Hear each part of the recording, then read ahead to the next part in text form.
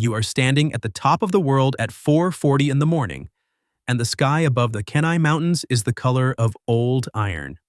Not black, not blue. That specific shade that exists only at altitude before sunrise, when the darkness is already losing, but the light hasn't committed yet. Your breath comes out in a column and disappears. The couloir opens below you like a surgical cut in the granite face. 1,400 vertical feet of 55-degree pitch, walls close enough to touch with outstretched poles, filled with wind-packed snow that catches the first gray light and throws it back blue. At the bottom, a 200-foot runout opens onto a frozen shelf above Kachemak Bay. From up here, Homer's lights are a smear of amber on the water. They look like something warm. You have been on this mountain for 3 days. You have a folder on your phone with 47 photographs, 3 pages of handwritten notes, and a snowpack stability report you paid a guide service in Homer $300 to compile. Your drone operator, Marco, has the flight path memorized. Your editor in Denver is waiting. Your sponsor's contract expires in 11 days. During the morning ridge walk, a small slough releases from the upper right wall. Maybe 30 kilos of surface snow, sliding 600 feet before it exhales into powder at the bottom. Marco watches it through his lens. A pause. Then, just settling. You agree immediately. You set it first. You pull out your beacon for the standard pre-drop check. The low battery icon pulses once on the screen. You silenced this warning 2 nights ago, meaning to replace the batteries that evening. You forgot. You cycle the beacon off and back on. The warning disappears. You tell yourself it's a cold soak glitch. You clip it back to your chest harness. The decision to drop takes 4 seconds. Later, that will seem impossible. The 2 hours before a drop are their own kind of suffering. You eat half a bar. You check your bindings 4 times. You run through the line the way your father used to describe ski patrol routes, methodically, without feeling, sector by sector. Your father worked patrol on this range for 20 years before a knee injury pulled him off the slopes for good. He has a specific silence he uses when you talk about your career, a pause between his words that contains everything he won't say. This run is the thing that closes that gap. You have believed this for 11 months. Marco finds you at 8:50 and tells you the drone's primary battery is at 61%. He swapped batteries the night before after a cold soak reduced capacity. The backup sits at 88%. Normal pre-flight is 100% on both. You do the math. 61% covers 6 minutes of flight. Your estimated descent, 4 minutes, 30 seconds. You tell Marco to run the primary first, switch mid-run if necessary. He nods. His jaw is doing something it does when he disagrees and doesn't say so. You have known Marco for 2 years and you don't ask him to elaborate. At 9:03, you stand on the cornice lip for 11 seconds. The bay is visible below, gray and motionless. Then you push. The first 200 feet are perfect. The snow is chalk, light, fast, consistent, and your skis cut parallel lines into a face that has never been skied, and the feeling is the specific, irreplaceable sensation of being first on something. The couloir walls narrow around you, wind drops, everything becomes close and quiet and fast and yours. Around the 300-foot mark, the snow changes, not dramatically. A density shift, a slight resistance that registers in your knees before it reaches your brain. You absorb it and widen your stance by 2 centimeters. A micro adjustment, the kind you've made 10,000 times.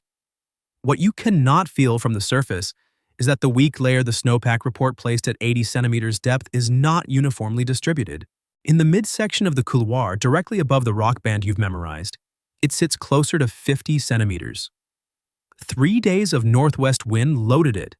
The report covered the north-facing aspect. You are on a northwest aspect, a different layer. Unlisted, unmonitored. The report you paid $300 for was accurate. It was also incomplete. The rock band arrives faster than your mental model predicted. Speed in a steep couloir compounds in ways the mind consistently underestimates. You are carrying more velocity than your planned approach. You initiate the left bias 2 body lengths early, clearing the visible surface of the band cleanly. The air is good. You are in it and through it. Your left ski lands on something that isn't supposed to be there, not the mapped ledge. A secondary granite shelf, shallower than the report suggested, less than 40 centimeters below the surface. The impact travels up your left leg like electricity. Not a brake yet, a compression. Your left binding releases. You are now on one ski, in a 55-degree couloir at 60 miles per hour with 900 vertical feet remaining. For exactly 1 second, you believe you can hold it. You get one edge. Your right ski bites and your body realigns, and there is a single frame. Marco will find it later. Watch it dozens of times. Where the line looks clean. Where the run is still yours. Where the story ends differently. Then the edge chatters on the compressed snow below the band and you go down. There is no panic. This is the thing that surprises you. You have rehearsed this scenario in your mind for years, and it always begins with panic. And there is none. There is a strange, bright clarity instead, the same feeling you had at the cornice lip but running in reverse. Then your head contacts the slope and the clarity ends. The impact travels through the snowpack at the speed of sound. It finds the weak layer at 50 centimeters and the fracture propagates across the full width of the couloir in 1.4 seconds. The slab is 800 feet wide and averages 65 centimeters deep. It weighs approximately 340 tons and it has been waiting, though not for you specifically, not with any malice, simply with the patience of accumulated mass in an unstable system. You hear it before you feel it. A sound like a building exhaling, a deep structural concussion in your sternum before it reaches your ears. You are still sliding, still trying to self-arrest with your remaining pole when the wall hits you from above. It doesn't push you, it folds you into itself. One moment you are a person moving down a mountain. The next you are part of the mountain's movement, a component inside a system that has no interest in your plans or your footage or your father's silence. The snow at this density and velocity has the consistency of poured concrete. It fills your collar, your goggles, the gap between your helmet and your jacket. It packs into every space where air used to be. Sound goes first. The roar becomes a pressure, then light. You are in total darkness, moving at a speed you can no longer measure. You cannot identify which direction is down. Your left arm is locked. Your right moves freely for 2 seconds, then it too is sealed. Then everything slows. Then everything stops. The avalanche deposits you in the lower compression zone, 180 feet short of the runout.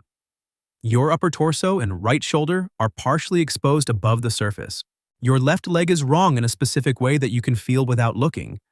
The granite shelf found you twice. The first impact cracked the tibial plateau.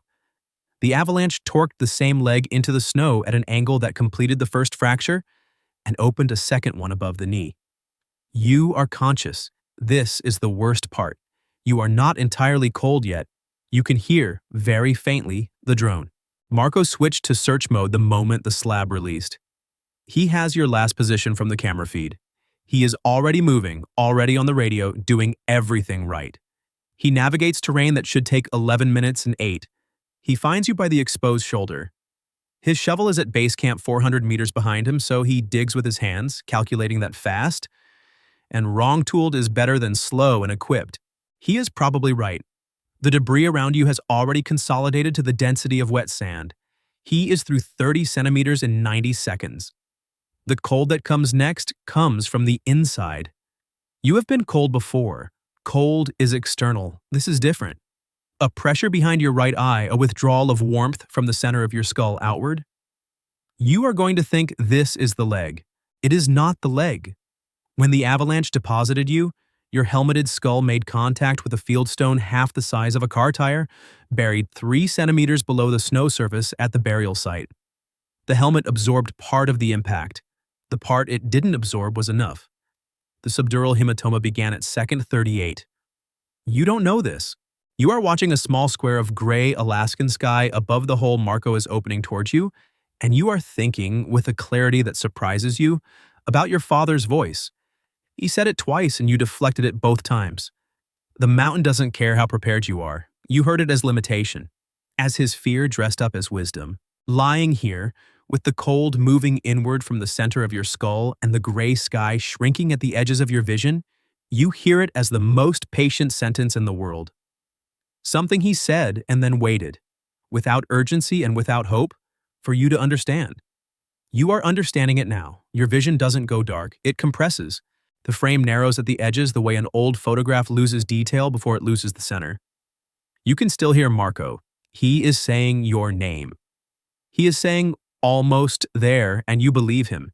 And then believing requires a future tense that something in your brain has quietly stopped processing. The gray square of sky above the hole is the color of old aluminum. There is no wind inside the hole. There is no sound except Marco and your own breathing, which has become slow and biological and strange, a process you are observing from a slight distance. Then the gray square is just gray. Then it isn't anything. Marco breaks through to you 40 seconds later. He performs the steps he knows. He does not stop for a long time. The drone's primary battery runs out at 9:47 and it lands itself in the snow 30 meters from the burial site, rotors spinning down to silence. The footage auto-saved. It is 94 seconds long. 3 days later, the guide from the Homer service calls with the slope analysis. Marco asks her, not knowing what else to say, what the couloir's local name means. Why the ledger? She pauses. Because it keeps a record, she says. Every skier who's gone in there. Marco doesn't say anything. I tried to tell him that, she says. 2 nights ago, he got a phone call. Every year, experienced backcountry athletes, people with certified avalanche training, years of technical descents, and equipment that costs more than most people's cars, die in terrain they believed they understood. Not beginners, experts. The pattern across accident reports is consistent and uncomfortable. Competence reduces fear, and reduced fear compresses the space where doubt used to live. The beacon with the low battery. The report that covered the wrong aspect. The decision made in 4 seconds that rewrote everything that came after. None of that required invention. It only required reading what already happened to people who were, by every available measure, ready. This story is fiction. The mechanism isn't. If you spend time in the mountains, the takeaway isn't to stop going. It's to keep the doubt. The doubt is the tool that doesn't show up on any gear list, and it's the one that matters most. If this hit you, subscribe, and drop in the comments the moment you felt that 4-second decision closing around you like a door.